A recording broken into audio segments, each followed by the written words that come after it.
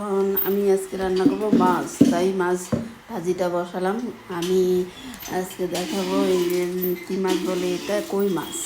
কই মাছগুলো ভেজে নিচ্ছি, কেটে পরিষ্কার করে এনে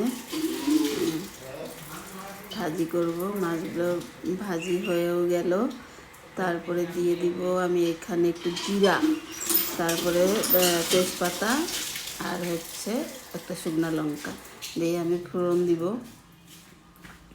দিয়ে এটার মধ্যে দিয়ে দিব আমি পেঁয়াজ, একটু পেঁয়াজ দিব। পেঁয়াজটা দিয়ে একটু লাড়াচাড়া করবো, একটু লাল লাল হতে হবে। লাল লাল হয়েও গেল, তারপরে দিয়ে দিব আমি টমেটো দিয়ে আমি এটা পেস্ট যেহেতু করি নেই, আমি ভাজাটা একটু কড়া করেই করবো। করতে করতে আমি সেটা একটু নরম করব। এখন দিয়ে দিব আমি লবণ আর হলুদ দিয়ে আমি টমেটোটা ভালো করে কষিয়ে নিব। টমেটো আর পেঁয়াজটা ভালো করে কষিয়ে নিব। নুন হলুদ দিয়ে আমি ভালো করে কষিয়ে নিলাম। তারপরে দিয়ে দিলাম একটু লঙ্কার গুঁড়ো আর একটু ধনিয়া আর জিরা গুঁড়ো দিয়ে আমি ভালো করে কষিয়ে নিব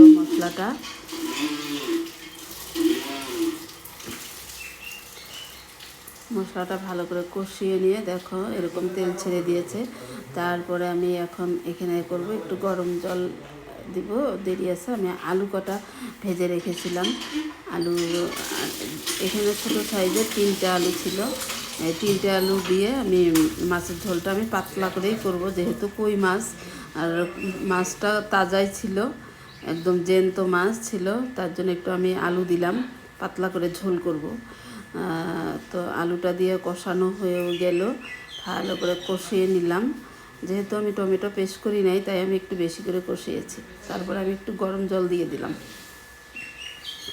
গরম জলটা দিয়ে ঝোলটা একটু ফুটে আসবে, তারপরে আমি দিয়ে দিব মাছ। এই যে মাছ দিয়ে দিলাম। মাছটা দিয়ে একটু একটু নাড়াচাড়া করে একটু ফুটবে। 5 মিনিট ফুটতে দিব। 5 মিনিট ফুটানো হয়ে গেলে আমি নামিয়ে নেব ঝোল। আমার অ্যাকচুয়ালি এই যে ঝোল হয়েও গেল, মাছের ঝোল।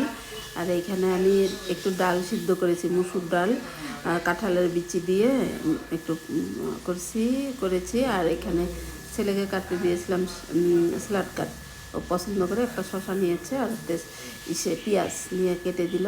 তারপরে আমি এখানে করলাম এই যে মাছের ঝোল। আজকের মতো এখানেই শেষ করছি। সবাইকে ধন্যবাদ। সবাই সুস্থ থাকবে, ভালো থাকবে। থ্যাংক ইউ সবাইকে। আমার ভিডিও ভালো লাগলে সবাই কমেন্ট করবে। Thank you.